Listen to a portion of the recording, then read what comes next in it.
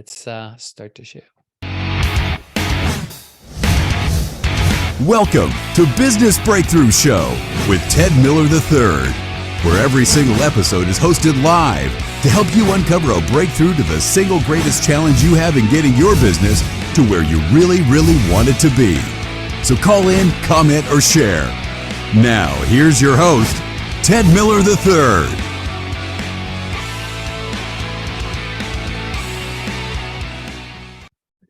Awesome. All right. Well, good morning, good afternoon, good evening, based on where you're at around the world. We were just joking about that a few seconds ago. My name is Ted Miller III. I'll be your host and facilitator for this environment. And today we're going to be talking a lot about what it takes to succeed and thrive in the midst of a winter economic season. And so you may or may not gotten the reminder of for today's session, but that's what I framed it is I stumbled across this Harvard Business Review research on the last recession.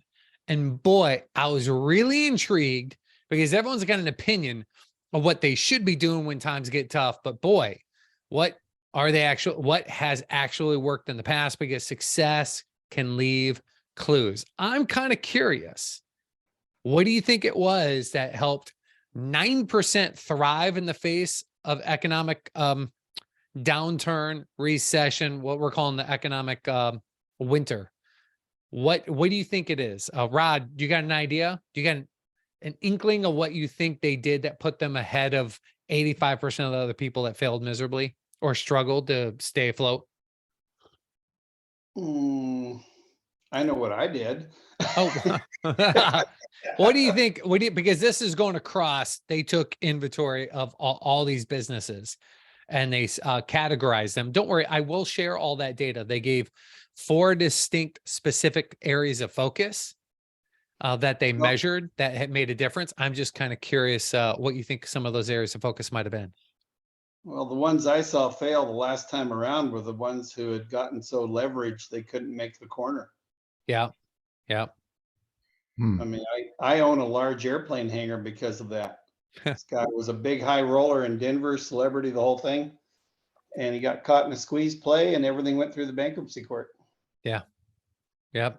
So that's one. So that's a survival technique. The ones that prospered, I guess one is have some staying power and keep going because your competitors start to fall off the board. Mm-hmm. Okay, cool. Awesome. The 2 things I saw. Fantastic. How about you, Nate? What thoughts do you got? What do you think they focused on that allowed them to not just survive, but actually 9% that thrived? Yeah, it's a good question. I mean, I was in the midst of that in the wrong place at the wrong time in the real estate space. And the ones that were in that space that did survive had capital. They had cash on hand. They invested in marketing and sales when everybody else was shutting down, and they took market share at massive paces. You know, I'd at that time I was had a client, Alex Sharfin. He was, I think at the time, it was the 22 fastest growing company in America because he was helping real estate agents move to where the market was, which was homes that were struggling, that were going to go upside down. And he just found a way to pivot. Before I got on this, because I'm going to share what the Harvard Business Review came up with. Yeah. But Kent Clothier that we run into when we go to TNC and other events, he listed 10 things he did specifically in the real estate space. And they were similar to what you're saying. But here's the areas of focus. I thought this was really interesting. I thought it was really compelling. Was prevention focused, promotion focused, pragmatic, and progressive. Now, the reason I bring that up is what you've seen right now is a rush to layoff, which would be employee reduction. And employee reduction has played a role. And for the 9% that succeeded, they did do such a thing because employees often are the largest expense that they have. And yet, if that's all they did, Well, they were not well off at all. They were a part of the team that struggled. So they put this graph together and showed a balance between those that did it. So employee reduction is one thing. Now, another way to lower your expense. What's another way to lower your expense? Nate and I just talked about this, I don't know, a couple months ago, late at night, one night doing a late night thing. Outside of just employees and laying off team members, what's a thing that can help reduce just, some of the expenses?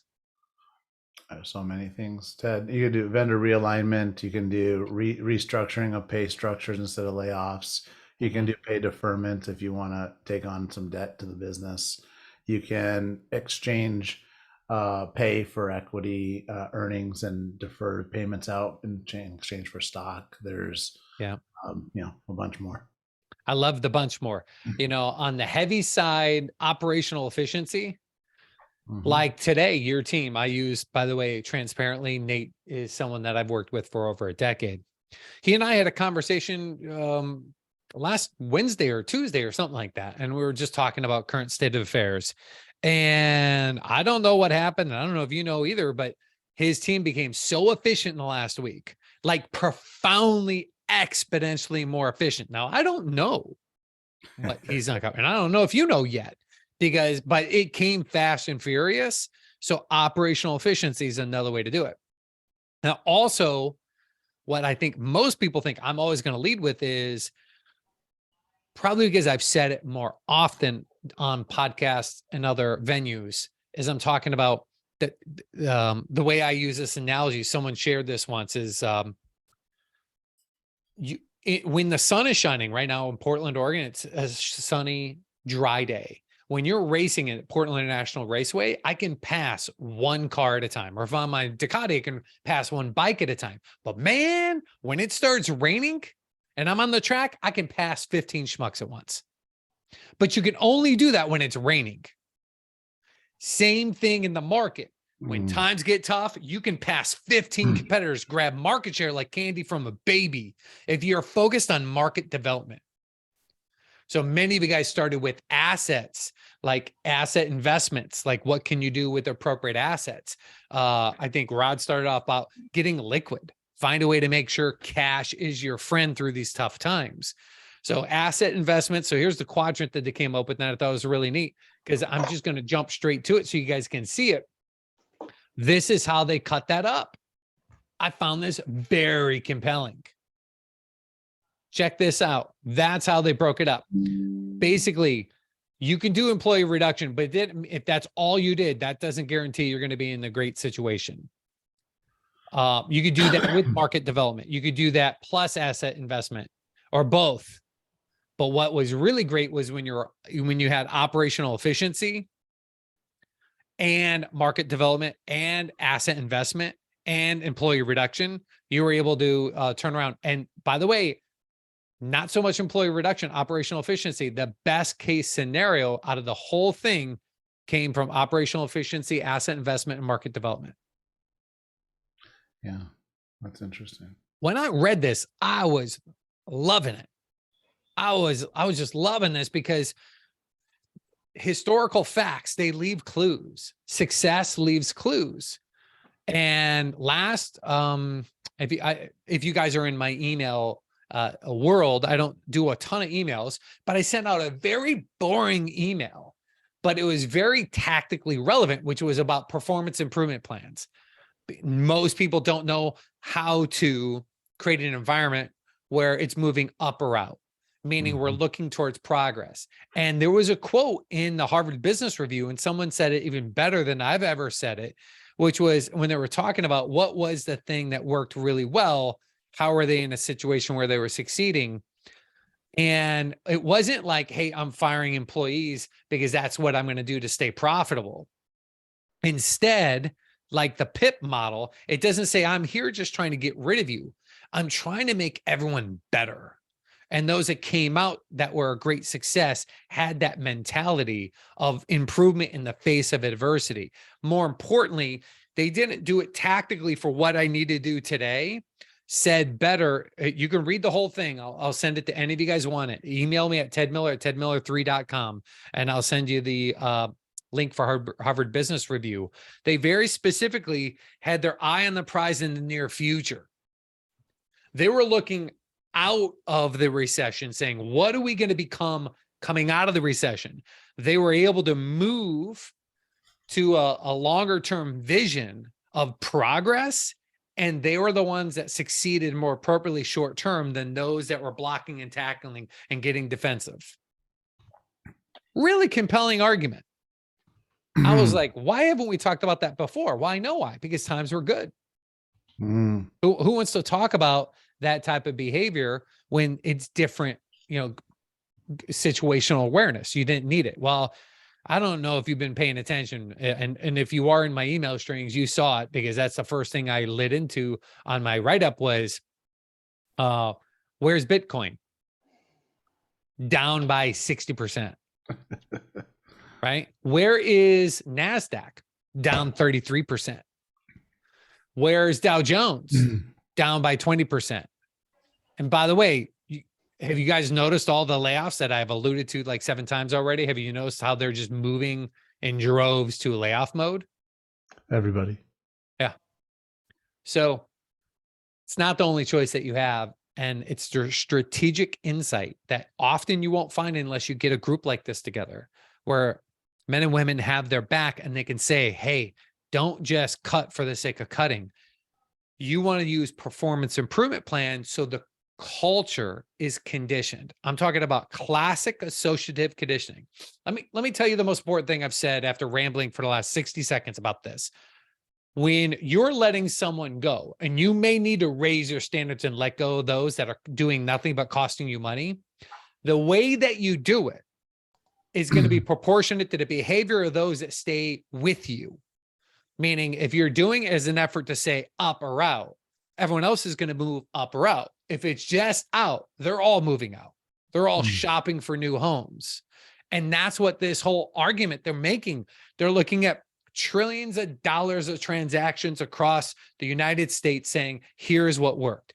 Those that had their eye on the prize further out, and they created an environment where we're going, okay, great. We're developing our market. We're going to take clients from competitors. We're going to come out stronger than we did going in.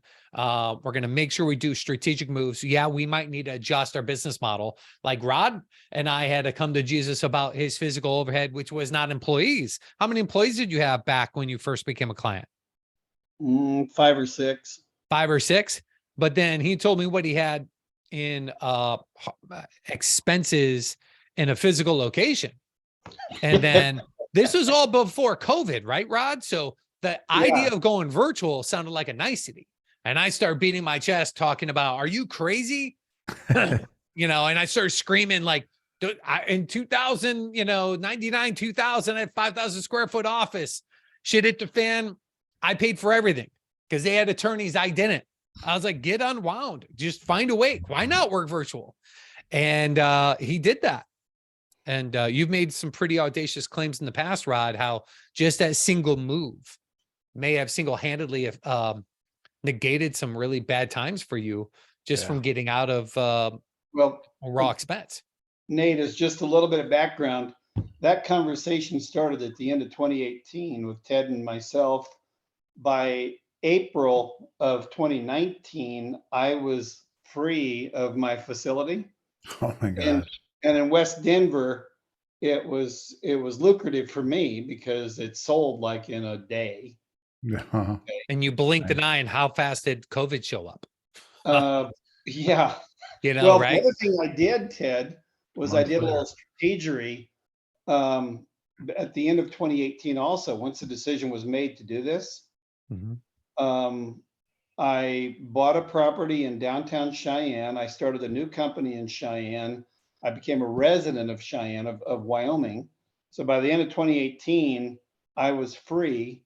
And so not only did I liquidate in Denver and do okay, I bought, even for Cheyenne prices, a very good deal right by the Capitol. And it's made me about $20,000 or $30,000 a year just in the income tax in Colorado. I no longer pay because Wyoming has no income tax. Yep. And the other thing, Nate, is we were completely virtual by the time COVID even became a conversation. Tell you the before other thing, virtual became a conversation. Yeah, before Zoom and Teams was on everyone's lips. well, and COVID helped me, Ted, because one of the things it did was Mm. my clients were, if you will, socialized to attend an annual users group meeting, which frankly was a pain in the backside. Mhm. Okay. And like last year, one of my employees came to me and said, "When are we going to schedule the next users group meeting?" I said, "Somewhere after my death." I am no longer in the I will hold a meeting thing. Yeah, And for one thing, everybody's acclimated to doing Zoom. yeah, And if I need a face to face, so there's a bond, I'll go see him. yeah, yeah. But Said anyway, well. You've got so going virtual one way, right? Just getting liquid, meaning you move out of paying rent to someone else. Another Mhm. option is Covenant Eyes did this 2007, 2008 financial situation is they move out of paying rent and they move into being their own landlord. But meaning you have a holdings company, you start a whole nother corporation that buys the land that you're on because this is a great time to get screaming deals. So they felt obligated that we can't go virtual. I was like, okay, great. You choose not to go virtual, then find a better way to be in a situation instead of beholden to another human being because everyone got comfortable. And the more you build out your office, the less you want to move. So they Yep. just bought it. Great asset. It's done nothing but appreciate. It's been fantastic for them, right? Great tax strategies. People getting wiser. Some people are having different, corporations that their holdings company just happens to own that does what instead of the S corp, they get a C corp and they have a year of end of year, uh, uh, you know, uh, financing done in a way that they might be paying the vendor that does X services to make it very tax advantage, have a tax advantage on it. Again, Mhm. I'm not giving tax advice. Don't pretend that I do so. And let's pretend I've said all the legal things I need to say to mitigate that. But, oh man, asset investments, what can you be doing? What kind of people can you be hiring? What kind of marketplace should you move to? What new product line could you be offering? There's just so many different ways to skin that cat, but just to make that maybe become more effective. Yeah. But boy, just as a little friendly reminder, those who looked at operational efficiency and also developed the market, invested in assets with a 9%. Ted, I find that like I do this with or without a recession with clients, but when you have that downtime or you know that something's pending, it's really good to get a pulse of where your clients are at Mhm. and to do what I'd call just client interviews, just to talk with them to learn, hey, what's going on in your business? What challenges are you guys dealing with? What are the goals for the coming years? And Yeah. how are you guys preparing for this? So you might uncover new opportunities, new ways to serve them, new products to offer them, like you just talked about. Yep. You also will be able to foretell if you're at risk and your deals are at risk. Like when COVID hit, we lost 80% of our clients in 2 weeks. It was a drastic change to our business. So Mhm. we had to double down. So we did that. We talked.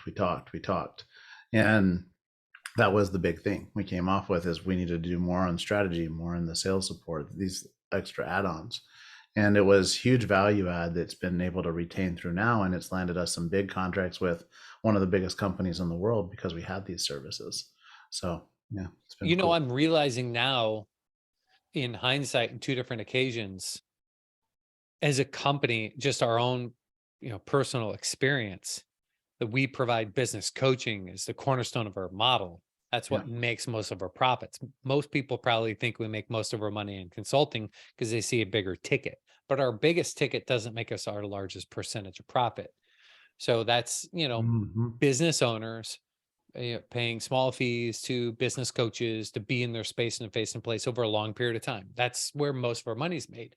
But when times get tough like this, we've launched services to where we're not just supporting people as they do a thing, such as learn how to recruit. We just got in the service of recruiting for them.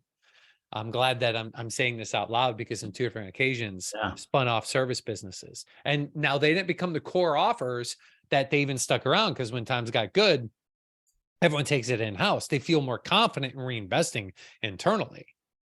But twice. So we had a whole service. It was, 2007 when that stuff went sideways. Yeah. We stopped just training people on how to recruit sales talent. We said, we'll do it. And we charged them like 10 grand for a salesperson, 15 grand for a sales manager. It was just some arbitrary price. We're like, it's not that far from us just doing it for you at the rate they were paying us. So we're like, just pay us per. And so it's great that you say that, having meetings with your clients to find out where they're at, because you may have even more services to offer that make you even more money. They're just new business models that you never thought of if you just do the client conversations. And do you know how many clients don't know what you offer? I mean, it's pretty spectacular. I mean, It is pretty spectacular. It blows my mind. I did an interview with a partner, Amanda Holmes, late Chad Holmes' daughter, helped get the new book out. I finally got my box of books. Finally. nice. Yeah, finally got it. So, you got the new copy when you got that. So finally got my box of new books. Anyhow, she was saying the data showed that 90% of businesses don't have a sales strategy. It No. blew my mind. Most I was don't. like, I just couldn't believe it at first. It kind of stymied. I thought she just gave some fluff, hot air. But again, that just went back to fundamentally, this is why you can take market share from your competitors like candy from a baby, just by being a little bit more effective in the face of adversity. And wow, so true. It makes me wonder, you and I had that conversation. We had a personal conversation that went into business. And then we already saw some kind of strategic adjustment, some kind of like radical positive transformation for your service for my company. I wonder if what came of that just from our casual conversation. We'll find out in the future. No, I found out we moved a person. So it was a We- human. I've always said it's either we, because we it's replaced a human. people or your process. So Yeah. is Marianne just, She's new. so is she just that good? She's a recent hire. So we just hired her, and you're her second account, and she just finished training, and she's that good apparently. We'll find my- out, right? Because if Right. they're all like, who are you? Why are you? So Yeah, we'll find all out. right. Right. But Well, people are processes, right? And so we had a little bit of a hiccup, and like, hey man, hiccup time.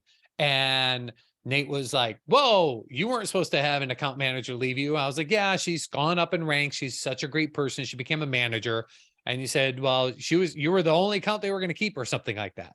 yeah. I was like, nope, she didn't stay on my account because things went to hell in a handbasket. And then boom, that I wonder if I would have been reassigned from the person that was failing if we didn't have that flippant casual conversation. And now that wasn't scheduled.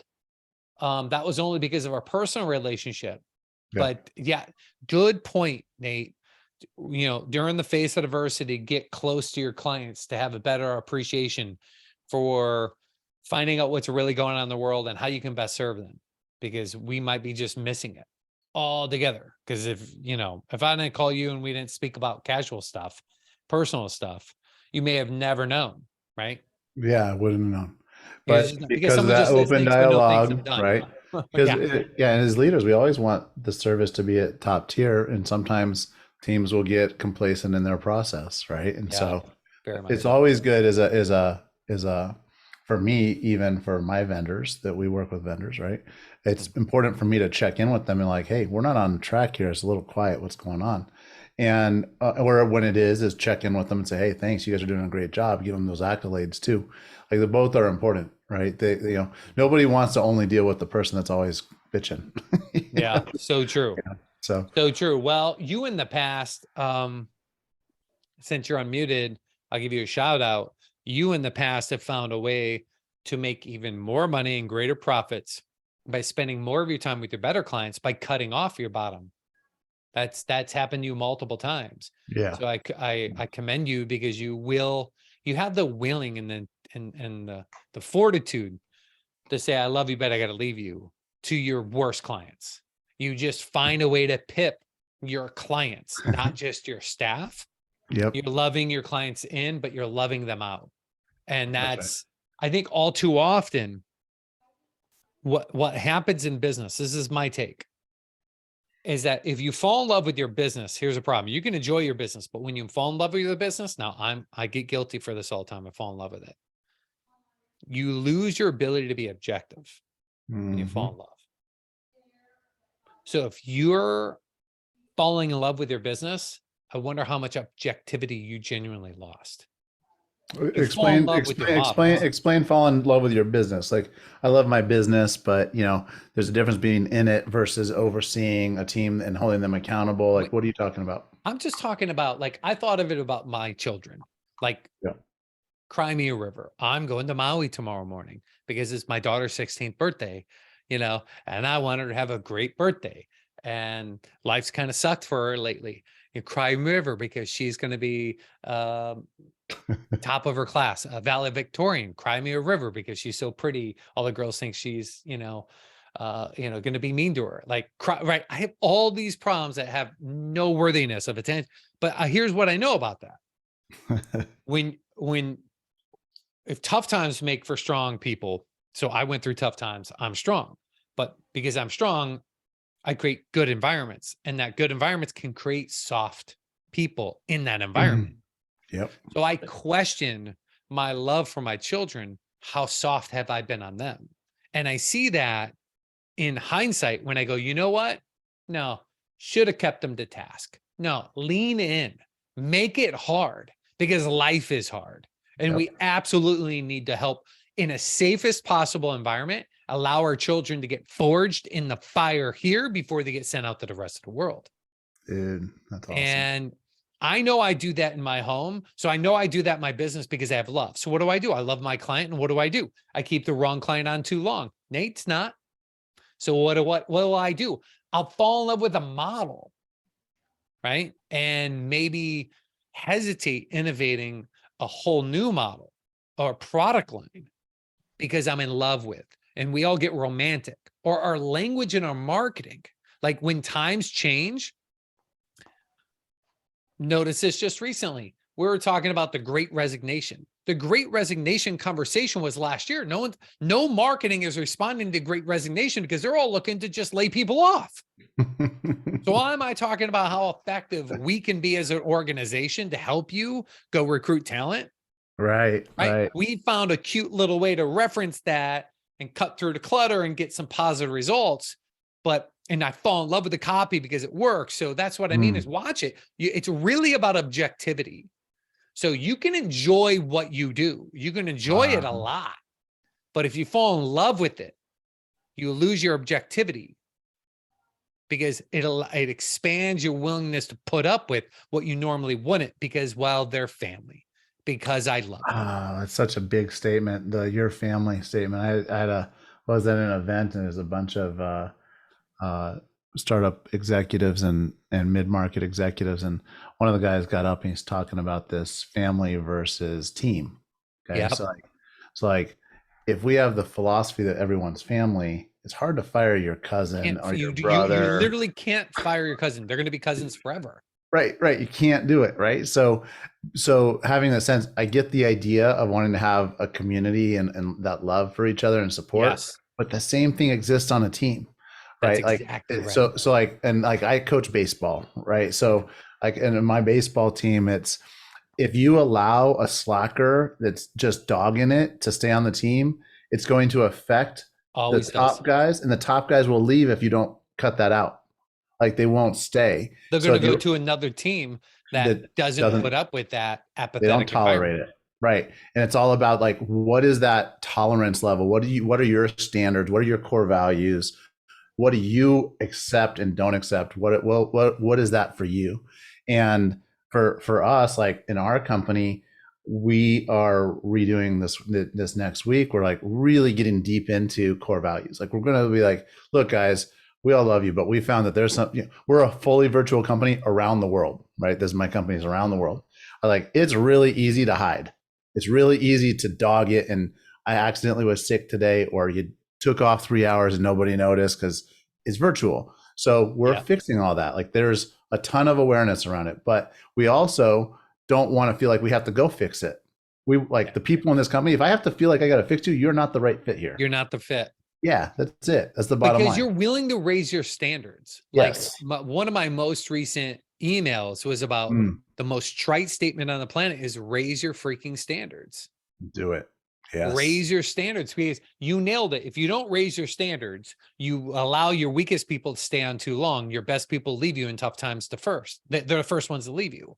They need to know that, hey, for us to be efficient, we need to keep this boat afloat.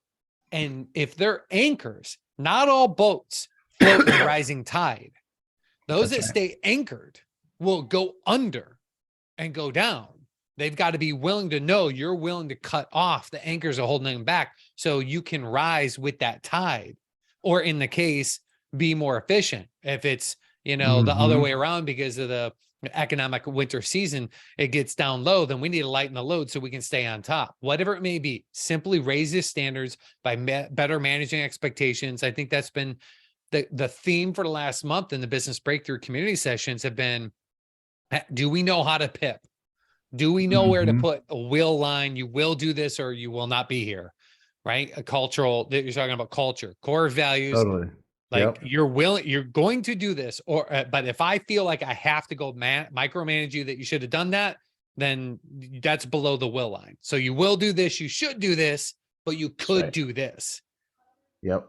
Right. That's right. Yeah. Yeah. Top 10%, middle 70, bottom 20. I love it. You've always said this also, Ted, with the client side of things. I mean, I got this, in our conversations over the years, is you really got to be willing to ladder up your top 20% and replace the bottom 20% consistently. And if they're all good, then you don't have to do that if they meet the standard. So it's really a standard benchmark first. Like with my baseball team, like I set up a new development team this year. I was a scout with the Dodgers and did Division I baseball coaching. So I've got a little background in this space. And so what we do with the kids is we say, you can make this team if you've hit this standard, right? So out of a 5 score, you're a 3.5 today, but you got to be shooting for 4. And if you don't get to 4 by next season, then only 4s are going to make this team next year. So you better bust your butt. I'm telling you now, so you know where you got to get to. Right. And so that communication is clear. They know what they have to work on to get there. And if they don't do it, they don't do it. And we're like, guys, here's a better team for you. Right. So here's a better home. Yeah. So true. Good points in the face of winter economic season. Now, in real estate, it's easy to see they got these heat maps that go across the nation. West of the Mississippi's already gone through some pretty big hits. You in Ohio, you haven't felt much of anything, have you? No, we're pretty good. Yeah. It's so amazing to see. People sometimes lie to themselves because remember, they love their business. They've lost their objectivity. So I see these self-appointed gurus that have huge following in the real estate space talking about there is not going to be any adjustment in real estate. Yeah. Right. It's like the crypto guys that you don't understand. Everything's always going to get better. It's anyone who's just, this is the left, right, black, right, white, wrong. There's just people that lose their objectivity just so they can feel right instead of getting rich. And right now is a great time for you to reevaluate where is an opportunity for operational efficiencies? How do I do market development? So we'll speak to market development. How do you develop a market in the face of diversity? Could you define that? Yeah, let's go through. Well, I'm just going to tell personal stories because I think sometimes when you talk about something objectively, or at least maybe I don't have the skill to do it as well as if I just tell my own personal story. I find a way to make it easy for clients to want to do business with me. Now, easy is not always best, but as of late, I'd say the last decade, making it easy to do business with people has been the way you grab market share. Like, what's Amazon really done for you, Nate? Amazon, what's it really done for you? Take a lot of money out of my bank account. That's exactly right. Outside of that, it's just because they made it easy to take money out of your bank account. It's so easy to buy. Like we were spending that money already. And we might not have spent as much of that money, but it just became so easy. I'm taking diatomaceous earth as a part of my cleansing, and I got a parasite thing I'm working on. And so I don't even know why my doctors got me on it. But all I know, and by the way, if you got ants, put that around It's not harmful for any of your foods. Ants eat it and they go die. So diatomaceous earth. But I take like 2 heaping tablespoons a day. Man, within 24 hours, I was on my doorstep. So I'm going to have it with me on my plane flight so I can follow my regimen that my doctor gave me, thanks to Amazon. Right. So for me, sometimes, and I think for a lot of businesses, it's the old lost leader. Like, how do you get market share? How do you get clients in the face of adversity? Well, what's your lost leader? Can you make it just so irresistible that someone wants to do business with you because you know you're going to lose it on that just to get your foot in the door and win the day? So what's your lost leader? What could you do? So this is to where I'll bundle great products. Like I might have a product that I can get in anywhere because maybe the price point on it is cheaper, right? So I can get that in easier, but it doesn't make me the money. But I'll do a bundle opportunity, and bundles will allow me to get my foot in the door because of a low barrier of entry product offering. I don't make any money on that, but I find a way to do it. Like it's a standard model in the consumer space, right? Like a big box retailer can undercut pricing so low to put all the small guys out of business until they're out of business. Then they can jack their prices back up and nobody can do anything about it. There's no competition. Yeah, but as a small company, that is, the advantage you have is you can use lost leaders that don't always cost you great money. Like I used to sell these, for example. When we rolled up to the most expensive product we ever had, these are a total of 33 DVDs. So that's why this is the most expensive. And it was before MP3s were on your phone. I know it sounds stupid, but there was a time where having audio, you only could listen to audio when you had CDs, but we came up with an MP3 from China that had our proprietary insights that you couldn't hack, right? So we were making stuff up. So that cost us hard cost, like $330-ish, hard cost. So, but this is a $5,000 program of intellectual property. So what do we make our money on? Coaching. So what do we do? Yep. I'm no longer selling that anymore. It's free. I'm selling that, but what I really want is coaching. Now, why is coaching not easy sale? Because coaching doesn't happen for a month. Coaching happens for a year. So when it's $5,000 a month, no one makes a decision on $5,000 a month. Yes, sign me up. They go 5 times 12 is $60,000. $60,000. I don't know if I know you, like you, and trust you enough to want to spend 60 grand. Times are tough. No, thanks, but no thanks. So lower the barrier of entry, bolt on 4 coaching sessions with the package. And then 30% of those people will say, hey, I love that package.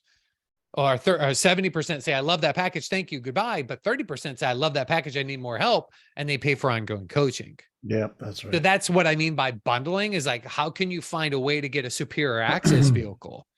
And then it got even further and it got more expensive. So we partnered with, in 2008, we partnered with Tony Robbins. And he's like, hey, I'm trying to build my business. I was like, okay, well, you're our new business partner. I go, well, what's the core thing you do? Cornerstone I have is a UPW. Oh, Nate, you and I, we walked on fire together. That UPW, that's his cornerstone event. And remember, you went to the back of the room like I told you were going to do. I said, hey, he's a master at selling what he sells. He adds tremendous value. I said, you're end up going to our business mastery. And didn't we end up in the back of the room and you're like, here's $10,000. I'm going to business mastery. Greatest but value you're like, I've I'm your ever spent. homie. I helped pioneer that damn thing. You didn't do that for me ever. Right? Because you can't be a prophet in your hometown. But this guy's my senior partner all day. It's a much intriguing environment, but also we had other subconscious influencers there. So why am I telling you that story? Because during tough times, he went and spent money he may or may not have had at that time to go work on his business even further. And he was already, working with me, right? He's already paying for our services because we bundled it. When you buy one of our things, we'd give a ticket to UPW and you can go for free. So next, people are going to UPW for free, and then they hear it and they love it. And they either go into his Date with Destiny for 10 grand, business mastery, or he has got a university for 10 grand. Or if you really want to dive in his world, he's got a 140 or $250,000 solution called Platinum Partnership. Yep. But it came from, again, how do you do it? You can bundle it.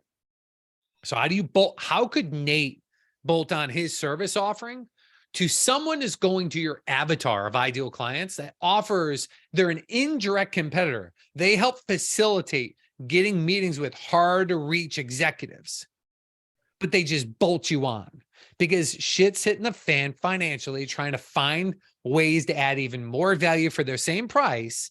And you bolt in your sales cycle, which is a consultation to share the 5 biggest mistakes you're making and trying to get an appointment with a high level executive and why you're failing miserably at it. And now Gong.io or Sales.io or whatever these companies are that help them reach these high level decision makers, but on a software play, they bolt in you every single term. And all you got to do is do a term on it. It's awesome. When you acquire clients that way, they get a cut. Yep. Make sense? Yep. Like find a way to get creative so you can get market. You could be focused on acquiring greater sales and greater EBITDA through new client acquisition strategies. If you're willing to think of new strategic approaches to the market instead of just the way you've been doing it, using your own services to book appointments, do a free consultation. Yep. You know what I'm talking about? Find new strategic ways. Love that. Love it. Right? Upsell, downsell. Yeah, totally. That was a fun show talking about that. I ended up buying that product, by the way, Access Labs product. I'm on it. Are you? Huh? I love it. I did a workshop. I took the product. The day I took the product, I got on a workshop and I was talking like this the whole time. I read the side of the bottle. It frees up your testosterone. So my doctor said, it's not that I have low testosterone. I most likely have this, what he's calling free testosterone, just bound up in some way, shape, or form. I got it too. It's great. Great product. So I took the thing and it released this testosterone and I just felt intense that day. And I'd stop every 20 minutes. I'm like, am I yelling? They're like, yeah. And at the end I got the score. My score was even higher, which was odd. I'm like, I thought I was going to piss everyone off. I obviously, more testosterone allowed me to be that much more flamboyant, but didn't blow anyone out of the water. So the client satisfaction rates were higher than normal, which is unusual. And the buy-through rate was as good, if not better than it normally is. So I was like, score, fun times. So how about assets? What kind of, this is another one because it almost seems counterintuitive during tough times that you're looking at asset investments. Like, for you is the technology thing. That's not the cheapest thing that you do. It's always the most expensive. I always remember Mike Koenig sitting down. I was talking about his business and I think he was like, yeah, I'm spending like $2 million a month on software development. I was like, $2 million a month? What? Yeah, I mean, your size of your revenue of your company does not justify that does not make sense.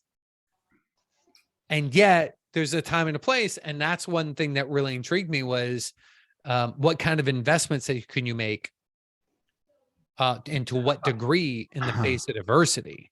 I think though, Ted, yes, but I also think it's what kind of assets can you lock up? That's right. That's right. So we're talking about the land, buy the land. You're already renting. Why not spend that same money, buy the land that you're renting? Exactly. Yeah. So what's another one that you could think of maybe in your business? Because, John or someone else here, an attendee listening could, take it and run with it.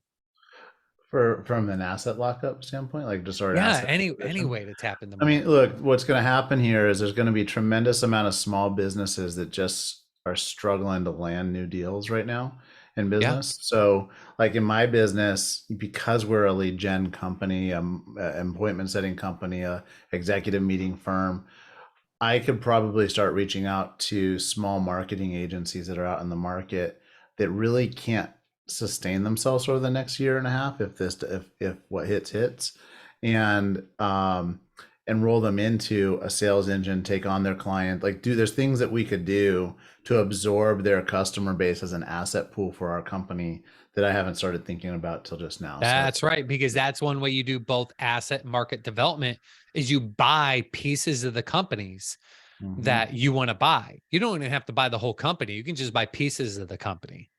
Yeah. Let alone the whole company.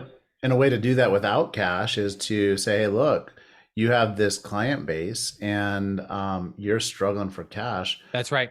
Forward them intros to me and let us walk through our value prop. Let's co-create a value proposition with your trust, Yep. and you can make sustainable cash flow through our partnership if they sign up with us. Well, So if there's they're just financially hurt, you can maybe even pick up their team if they're quality.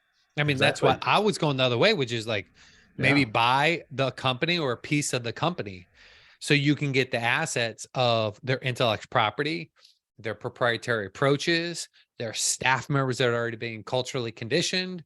Or in your case, you're just thinking, no, I just need the clients. Great. Then Well, just yeah. don't buy the whole thing. If you don't need to buy the whole thing, just get what you want. So if all you really want is the clients, great. Right. Businesses go out of business every day. Why don't you at least show up like a rock star and pick up their clients and allow the legacy revenue to come in that they would have never seen because they're probably already upside down. Their EBITDA is non-existent and they're just trying to get out of, having to owe more taxes and, and be upside down on the business. Yeah. And on the real estate side, I'm right now liquidating as much as I can to acquire residential property at discount as it starts to show up as discounted, because rent rates are through the roof in our area, at least. Yeah, that's through the Cat's roof. cash flow. I want to shout out Yeah. to who I quoted earlier. The guy in San Diego that I met, he and his wife, his daughter. I Missed it. quoted him earlier in the show. He's got 10 on his Facebook. If you email me, I'll go find it. That's one of the things he was talking about. Just that's a cash flow property. Go pick that up. That it's hard to beat a positive cash flow situation. That's doing nothing but kicking out positive cash flow. Go buy Yeah. apartments, right? Exactly. If you Yeah. can get them, right? Yeah. If because what happens is a lot of investors get over leveraged and they get in a situation where they're paper rich, but they're dollar short. That's right. Yeah. And they just own too much. You get to show up like the rock star and relieve them of that. Mm-hmm. Right. That's Yeah. right. Great Yeah. point. So there's a lot of assets out there. What else are assets? What other kind of assets are there? I have a buddy that I don't know if it still exists right now with the chip shortage. They could buy a 1-year-old Mercedes at market value and sell it for $20,000 over in the next week. Like, Yep. this is crazy. They were making $150,000 a year just selling and buying new cars. It was crazy, like 1-year-old Yep. cars. So I mean, there's not that we're like as a business owner and small entrepreneurs, which I think is most of the people listening to your calls. Yep. Yeah, as we're growing our businesses and looking to double, triple, 10x our businesses, Ted's got tremendous advice on how to master the market. I think the biggest asset we could capture right now is what you just said. What is the free giveaway? What is the low barrier point entry to capture data as your primary use of asset? Because for anybody on this call, data is the future of all value. And Ted, I don't know how much we got into this yet, but right now, like, there is a war going on in our country and we don't even know it. It's actually the world. Google and Microsoft are taking absolute war on all marketers. They do not want you to email market anymore. They do not want marketing through email at all. AI technology for putting you into spam and blacklist is at an all-time high. Last month, Google split their authentication model on your outbound email for all of its users, for all business owners, for all individuals. Mhm. And if you don't have the 2 versions of authentication, you could send an email out and they can And you respond got to 30, you. you're lucky to have 30-40% open rate. No, you're thinking 8 to 10 now. Oh, Like, yeah. it is so low Because they don't have both. Oh, because they don't have both. wow. And it is just through the floor overnight. And people are like, hey, my email's not really getting through. So we're back to calling, right? You got to get back to the call to verify that they got the email. And it's either in spam or it never even went to the inbox. We have hundreds of servers set up between all servers in the market. We test this every single day. Like right now, what's going on with Google and Outlook and Microsoft's products, it is insatiable at how fast that attack is coming. And so I'm worried about it. And then what you also see with the compliance laws, the GDPR laws in Europe, the CASL laws in Canada, California just passed the first version of it in the States. Yeah. Which that was is akin to the one that's in the European the GDPR Yep, version, yep. but that won't take effect till next year, but it's going to have an Wow. impact, and people are going to get, like, small businesses can lose their business. I just had a buddy who's like, oh, I had a prospect who's like, oh, we have a great model. Like, our marketing's off the charts. I was like, oh, what are you doing? He's like, oh, we're cold text messaging everybody. Oh, I was like, that's illegal, right? He's like, well, yeah, we just got shut down by the FCC for 6 months. I said, well, you didn't want to drop that one in first? Maybe that's not a business model. It's like, dude, what are we thinking? Oh, but we're going to keep letting my son, who had this brilliant idea, run my marketing. I'm like, go for it. Good luck, bud. Good luck. So true. Asset development. I mean, I wonder if you could pick up, unlike Elon Musk, the whole world loves to put patents around their proprietary approaches. And everyone guards that until times get tough. And next, you can have leverage proprietary technology you never had a chance to. You can get negotiations. It's all in the contract negotiation. That's time to quote, as our closing quote here was Jack, in the midst of him doing Batman. He hung out forever. Jack Nicholson hung out forever to sign up for that because he just wanted a piece of everything. And he would just say no. And I think most people don't appreciate the power of a negotiation, which is your willingness to say no. Like your genuine willingness to just keep saying no and walking away. Otherwise, you don't have any negotiation power. And his willingness to keep saying no and walking away, saying no, walking away, saying no, walking away, finally got him a piece of everything.